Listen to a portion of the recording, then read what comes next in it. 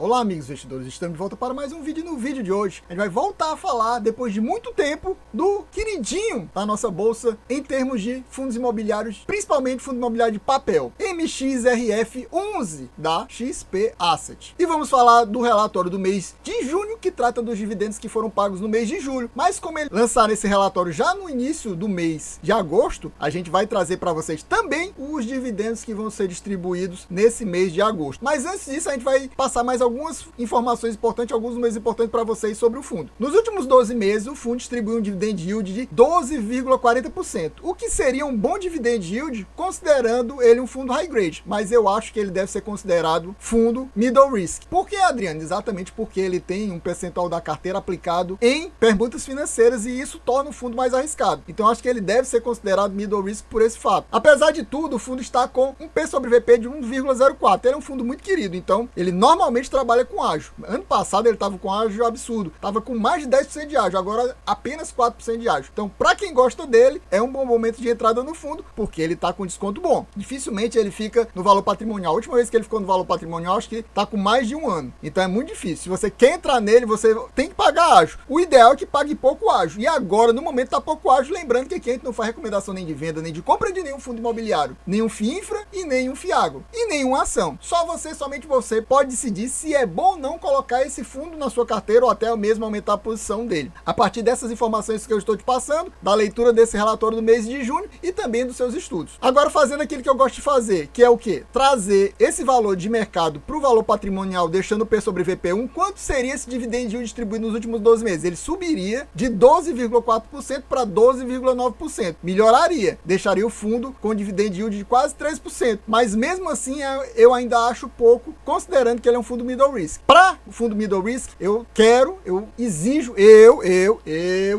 pelo menos 13,5% de yield. Então eu acho que ele está pagando pouco, considerando essa pegada middle risk. Se você considerar ele como high grade, aí tá muito bom, quase 3% de yield ao ano. Nesse mês, como eu tô falando, no mês de agosto, no relatório fala do dividendo que foi pago no mês de julho, mas a gente já sabe quanto é que ele vai pagar no mês de agosto e é novamente 10 centavos. Pelo sétimo mês consecutivo, 10 centavos. No ano passado ele estava pagando 11. Antes desses 7 meses seguidos pagando 10, ele estava pagando 11. Ou seja, ele é um fundo bem estável em relação à distribuição de dividendos. Se você quer aquele fundo reloginho, então ele é um bom fundo, porque ele realmente distribui com regularidade impressionante. Foram vários meses no ano passado distribuindo 11 centavos e agora são 7 meses seguidos já distribuindo 10 centavos. Vamos agora passar para o relatório. Como faz muito tempo que eu não trago informações sobre o fundo, eu vou considerar quase que ele fosse uma novidade aqui no canal e vou trazer algumas informações que normalmente eu só passo da primeira vez que eu mostro o relatório e depois eu deixo para você assistir os vídeos anteriores. Então, já tinha falado, no mês passado também ele distribuiu 10 centavos e isso era equivalente a um yield de 0,98%. Nesse mês agora, o yield equivalente desses 10 centavos seria 0,98 novamente, ou seja, 2 meses distribuindo um yield equivalente a 0,98% ao mês, o que é um yield bom. É um yield praticamente de fundo middle risk mesmo. O ideal é que fosse pelo menos 1, mas está muito próximo de 1. Então, mesmo considerando ele com essa pegada middle risk, esse é um yield bom, que é normalmente o que é distribuído pelos fundos middle risk, entre 0,95 até mais ou menos 1,05%. Então, tá na média dos fundos middle risk. Os high grade pagam um pouquinho abaixo de 0,95, entre 0,90 e 0,95 normalmente. O fundo foi iniciado na bolsa em abril de 2012, ou seja, é um fundo bem antigão, já tem aí 12 anos na bolsa. O gestor é exatamente como eu falei para vocês, a XP Vista Asset, a gente vai chamar aqui só de XP Asset para facilitar. O BTG Pactual é quase que especialista em administrar fundos e ele também tem vários fundos sobre gestão também. A taxa de administração é muito boa, apenas 0,90% ao ano. O fundo, no momento desse relatório aqui, contava com patrimônio líquido de 3 bilhões e 300 milhões, é um dos maiores fundos também de papel da nossa bolsa, só que agora ele acabou, e ele vai citar também nesse relatório, uma nova emissão, a 10ª emissão, e captou mais 1 bilhão, meus amigos, mais 1 bilhão. Então, o fundo agora está com um patrimônio líquido de 4,3 bi, muito grande. E, como eu falei para vocês, é o queridinho da nossa bolsa, é o fundo que tem mais cotistas, até porque ele é base 10. Ele tem 1 milhão e 100 mil cotistas. Então, eu espero que esse vídeo aqui dê muitos views para a gente voltar a trazer ele. A lógica disse que era para ser muito fácil bater a meta dele, que a gente vai dizer daqui a pouquinho quanto é a meta de views. Mas, como tem muito canal fazendo vídeo sobre esse fundo aqui, muita gente acaba assistindo só os vídeos dos canais grandes que o YouTube distribui para mais gente. E aí os canais pequenos normalmente tem poucos views do MXRF. Esse é o problema de eu não estar trazendo ele com mais frequência e ter passado tanto tempo sem trazer, exatamente porque é difícil ganhar views quando o canal é pequeno. Quando o canal é grande, normalmente esses vídeos do MXRF são bem vistos, mas para canal pequeno é ruim. Então eu espero que isso seja quebrado aqui e a gente consiga bater a meta.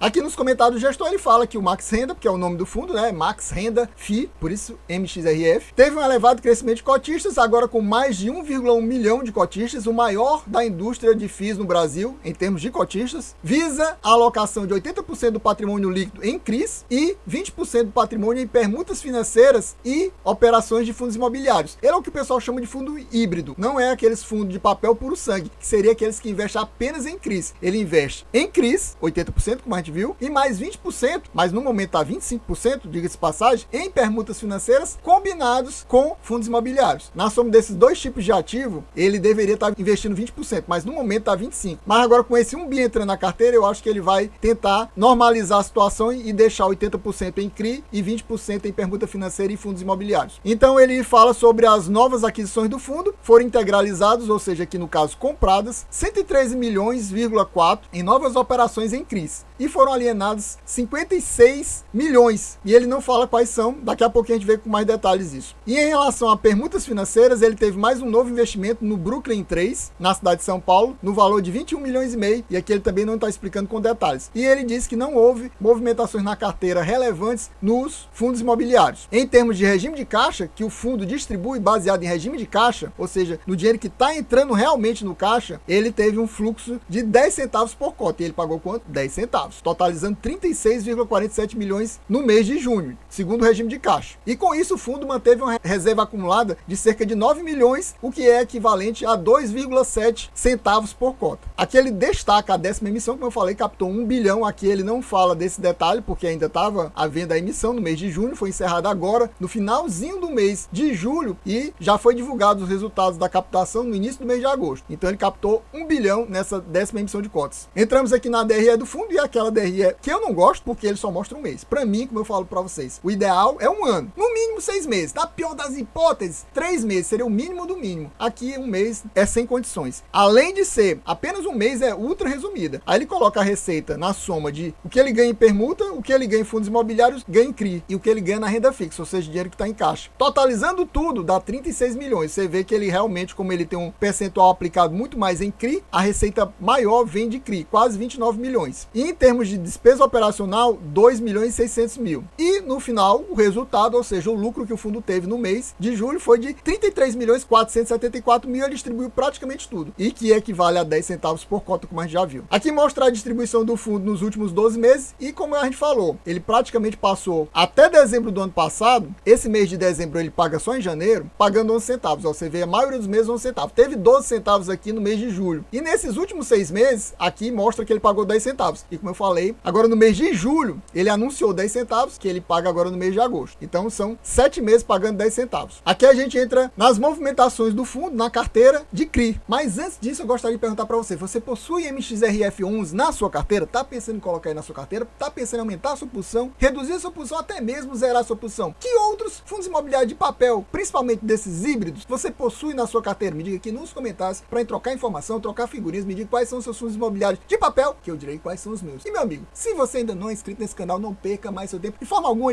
alguma. Se você quer ficar bem informado, seja sobre fundos imobiliários, fiagos, FIINFRAs e até mesmo ações, se inscreva agora mesmo. Já deixa aquele likezão, já ativa o sininho e já comenta aqui para ajudar a gente a bater a meta, que vai ser apenas de 500 views. Sim, míseros 500 views para o fundo que tem mais cotistas da nossa bolsa. É para ser fácil de bater essa meta. E se batermos no iniciozinho do próximo mês ou no finalzinho desse mês de agosto, já estaremos trazendo a leitura do próximo relatório, do relatório do mês de julho. Se eles lançarem lá para o dia 25, 26 desse mês, ainda dá para sair no final desse mês de agosto. Se não, se eles demorarem mais, aí no início do mês de setembro estaremos trazendo a releitura do novo relatório. Então aqui, em termos de CRI, o fundo teve novas aquisições, totalizando 113 milhões, foi 85 milhões no CRI FGR, mais quase 17 milhões no CRI da MRV, mais 10 milhões no CRIs da Michigan Edition, New York 1 e 2, e foram vendidos, alienados, 56 milhões. O CRI GPA, Grupo Pão de Açúcar 2, isso para quê? Visando uma gestão de carteira para aquisição de novos ativos. Não sei por quê. Se ele acabou de captar 1 bilhão, ele sabia que ia captar muito, não fazia sentido fazer essa gestão de carteira por causa disso, para adquirir novos ativos. Mas foi o que ele fez. Aqui ele traz para pra gente quais são os principais indexadores dos CRIs do fundo. A maioria é IPCA, mais de 2/3 da carteira, 70,63% é indexada a IPCA e cerca de 30% ao CDI. E esses outros são desprezíveis, só 0,10% de pré e cerca de 0,05% de GPM. Aqui entramos na carteira do fundo. Como são muitos ativos, é uma lista gigante de ativos, o fundo em termos de diversificação é muito bom. Você vê aqui que, a princípio, o maior devedor do fundo, que seria o Shopping Itaquera, deve apenas 4,5% do patrimônio líquido. Isso é muito bom para o fundo, mas como é muito grande, a gente vai mostrar em 3 páginas, ó, terminando aqui nesse do Mateus 3. Então vamos lá. Nessa coluna aqui, você vê o nome do devedor. Você vê que tem vários devedores conhecidos, por exemplo, Prevent Senior, temos aqui, por exemplo, Iguatemi, que é um shopping aqui de Fortaleza. A gente vê também Açaí, MRV, são vários devedores conhecidos. Aqui do lado a gente vê o valor investido. Então você vê que um dos maiores investimentos realmente é o Shopping Itaquera, cerca de 152 milhões. Aqui do lado a gente vê o patrimônio líquido investido em cada um desses ativos. Aqui nós vemos os indexadores. Você vê que realmente, majoritariamente, os investimentos em CRIs são com indexador IPCA, a grande maioria. E aqui do lado a gente vê a taxa. Como eu falei para vocês, se fosse baseado só nos CRIs, ele seria um fundo mais com pegada high grade, que a maioria das taxas aqui são realmente high grade. Vocês ficam com isso na memória. Isso aqui a maioria é high grade. Tem poucas taxas aí com pegada middle risk e menos ainda com pegada mais high yield. Então, basicamente é isso. É um fundo mais high grade. Mas ele, para mim, no total, fica sendo um fundo com a pegada middle risk, exatamente porque ele tem boa parte da carteira investida em permutas financeiras, que é algo mais arriscado. Terminamos aqui a primeira página, vamos para a segunda página. Então, aqui na segunda página tem mais esses devedores aqui. Um detalhe importante. Temos duas Arquiplan aqui, elas estão dando calote em tudo que é fundo. Então, inclusive no MXRF. Então, isso aqui é uma novidade que eu trago para vocês, até porque eu vi a Arquiplan aqui. Então, eles deram um calote na Valora, no Vigi, e estão dando calote aqui também no MXRF, entraram em recuperação judicial. Aqui do lado você vê os valores investidos. Na Arquiplan não é tanto dinheiro assim, em relação ao valor do fundo. Você vê que em termos de patrimônio líquido, que é essa coluna aqui, eles devem pouco, 0,5% aqui e 0,26% aqui. Não sei se tem mais algum CRI da Arquiplan, vamos ver lá embaixo se tem mais algum Arquiplan, mas a princípio 0,80 do fundo é um valor bem baixo, mas isso aqui vai virar calote. Provavelmente vai afetar mais ou menos em 0,1 centavo. 0,1 centavo, ou seja, a 10ª parte do centavo. Aqui a gente tem novamente os indexadores, você vê que a maioria continua sendo IPCA, como a gente já sabia, e aqui as taxas do lado. Por exemplo, essa taxa aqui é high yield, ó, IPCA mais 12. Essa aqui também eu considero high yield. Essa aqui, por exemplo, já é middle risk, mas a grande maioria, ó, IPCA 12 também high yield, mas a maioria é realmente taxa de fundo high grade. E vamos para a última página. Então chegamos aqui à última página, a última lista de devedores. Temos aqui os valores investidos. Aqui temos os percentuais do patrimônio líquido. Por exemplo, esses últimos aqui não chega nem a 0,01% do patrimônio líquido, é abaixo disso. Aqui temos novamente os indexadores e as respectivas taxas aqui do lado. E para encerrar, a gente vai ver um pouquinho do que ele tem em termos de valores, tanto de permuta financeira como em outros fundos imobiliários. Vamos lá? Então pronto, chegamos aqui à carteira de fundos imobiliários do fundo e ele tem 417 milhões em outros fundos imobiliários, que são os seguintes: LPLP, SPVJ, tem essas unidades autônomas 3, tem o GARI 11, tem essas unidades autônomas 5, VVMR, o Mana 11, o Game 11, o NCRI 11. Além disso, tem mais o TIGA e outros que totalizam cerca de 6,65% do valor investido em outros fundos imobiliários. E em termos de permutas financeiras, que o indexador é entre INCC e IPCA, numa taxa média de quase 14% ao ano, 179 milhões investidos em permutas financeiras. Pessoal, então a gente vai ficando por aqui, espero que vocês tenham gostado. Quem gostou já sabe, se não for inscrito, se inscreva agora